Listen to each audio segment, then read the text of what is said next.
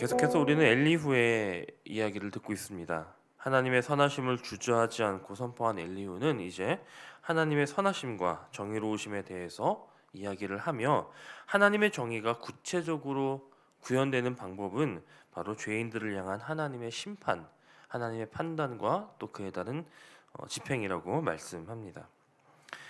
세상의 법정도 판결을 내리고 또 형벌을 부과하지만 불완전한 우리의 심판에 또 이 세상의 법정과는 달리 하나님만이 완전한 의로 사람들을 심판하실 수 있는 유일한 분이십니다. 그래서 하나님의 심판에는 세상의 재판과는 구별되는 특징이 있는데 우선 하나님의 심판은 완전하다라고 하는 특징이 있습니다. 하나님은 모든 것을 아시죠. 사람의 길을 모두 감찰하시고 또 그 앞에서 죄를 숨길 수 있는 사람, 그 눈을 피해 숨을 수 있는 사람은 아무도 없습니다. 그래서 모든 것을 완전하게 아시는 하나님의 심판은 정확하며 또 확실합니다. 사람들은 저마다의 방법을 가지고 하나님 앞에 자신들의 죄를 감추고 또 은밀히 행하려 하지만 하나님은 모든 것을 아시는 분이시기 때문에 악인이 하나님의 눈을 피해 숨을 수 없다라고 하는 것이 바로 이 엘리후의 주장입니다. 물론 엘리후의 이러한 주장은 그 말 자체로는 사실입니다. 하지만 결국 이 말을 통해서 엘리후가 하고자 하는 그 말이 무엇입니까? 욥이 지금 당하는 고난을 보니 그것은 비록 욥이 감춘다고 했어도 모든 것을 드러나게 하시는 하나님의 심판하시는 그 결과가 분명하다라고 하는 것이 엘리후의 입장입니다.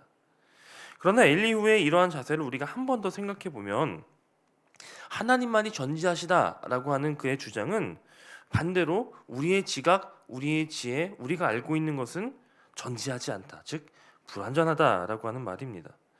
즉 이 말을 근거로 해서 지금 욥을 악인으로 정의하고 판단하고 있는 엘리후 역시 불완전한 존재라는 것이죠. 그런데 엘리후는 지금 이 말을 하면서 자, 나는 다 알 수 없다라고 하는 그 사실을 간과한 채 욥이 지금 말하는 것은 무조건 다 틀렸다. 지금 너는 무조건 옳지 않다라고 말하고 있는 것입니다. 때로 우리에게도 이런 모습이 있을 때가 있습니다. 하나님이 우리에게 당신의 모습을 보여주셨고 당신의 뜻을 보여주셨습니다. 그리고 우리는 말씀을 통해 또 그분의 뜻을 발견할 수도 있습니다. 그러나 때때로는 우리가 다 알지 못하고 미처 깨닫지 못한 하나님의 크신 뜻이 있을 수도 있고 또 우리는 불완전한 존재이기 때문에 그 뜻을 온전히 알 수 없을 때가 많습니다. 그것이 우리가 가진 한계이고 그렇기 때문에 우리가 우리 스스로 심판하는 것이 아니라 하나님의 심판만을 의지하고 기다려야 하는 이유가 됩니다. 그러므로 우리 스스로가 심판자의 자리에 서서 하나님의 뜻은 이런 것이야. 그렇게 함부로 말하는 것은 대단히 위험한 일이 되는 것입니다. 우리에게 요구되어지는 자세는 사람의 길을 주목하시는 하나님만이 모든 것을 아신다라고 하는 것을 인정하고 그대로 받아들이는 것입니다. 이러지 못하고 누군가가 당한 일을 근거로 그가 선인인지 그가 악인인지 어쩌다 그러한 일을 당하게 됐는지 그 이유가 무엇인지를 판단하는 그런 우를 범할 것이 아니라 모든 것을 가장 정확한 때에 정확하게 움직이시고 또 때로는 그를 통해 온전히 드러나기도 하시고 온전히 심판하기도 하시는 하나님만을 인정하고 높이고 그분의 뜻을 기다리는 저와 여러분이 되기를 간절히 소원합니다. 물론 때때로 하나님의 심판은 바로바로 이루어지는 것이 아니라 우리가 느끼기에 그 심판이 더뎌지는 것 같기도 하고 또 그 시간이 하나님이 침묵하시는 것처럼 느껴지는 그런 때가 있더라도 그 침묵에조차도 하나님의 뜻이 있고 그것도 하나님의 방법이라는 사실을 우리는 인정해야 한다는 것입니다. 욥은 앞서서 하나님의 그러한 침묵하심에 대해서 강하게 항변한 바가 있습니다. 그러나 우리는 엘리후의 말처럼 하나님의 침묵하심에 대해 아무런 권리도 가지고 있지 않은 그런 존재들입니다. 하나님이 우리의 기도에 귀 기울이시고 또 들어주신다라고 하는 것은 우리를 향한 하나님의 사랑이 얼마나 크신가를 드러내는 것이지 우리가 감히 하나님께 입을 열어서 말할 수 있는 존재, 우리가 말하면 하나님 들으셔야만 하는 그런 존재라는 것을 말하는 것은 아닙니다.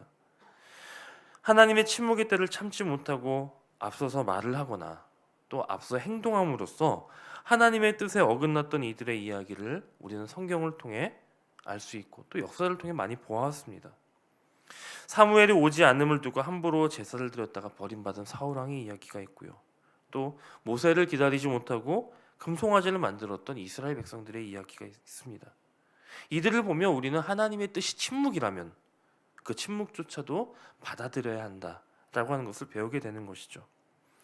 하나님의 말씀 앞에 잠잠히 침묵하고 오로지 하나님의 그 때를 기다리는 저와 여러분이 되시길 바랍니다. 비록 지금은 침묵의 때가 이어지고 또 그로써 악인들의 행위가 가려지는 것 같아도 우리가 기억해야 할 것은 하나님의 심판의 때는 반드시 있다는 것입니다. 하나님은 반드시 심판하실 것입니다. 그리고 하나님이 심판하시는 그때가 되면 그 심판은 모두가 알 수 있도록 온천하에 밝히 드러나게 될 것입니다. 그러나 때로 사람들은 하나님이 왜 지금까지 침묵하시며 세상의 불의를 가만히 보고만 계시는가 의아할 수 있습니다. 왜 빨리 세상의 불의를 심판하지 않으시고 얼굴을 가리며 침묵하시느냐고 묻는 이들도 있습니다.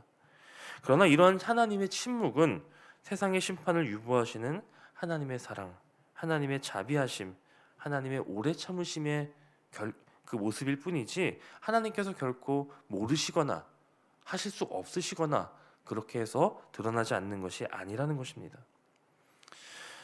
하나님은 지금 오래 참고 계시며 또 세상을 자비로서 기다리고 계시지만 영원히 참지는 않으신다 말씀하십니다.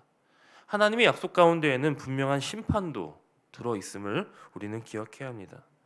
하나님이 심판하시는 그날에는 하나님의 의로운 통치를 거부하고 그 뜻에 순종하지 않았던 자들에게 부끄러움과 형벌이 내려질 것이라고 성경은 약속하고 있습니다. 베드로서 3장에서도 베드로는 주께서 심판주로 임하신다는 약속이 믿을 만한 것이냐 그렇게 묻는 이들에게 경고하죠. 주의 날이 도둑같이 임할 것이다. 어떤 사람이 되어야 할지를 생각하라 라고 권면합니다.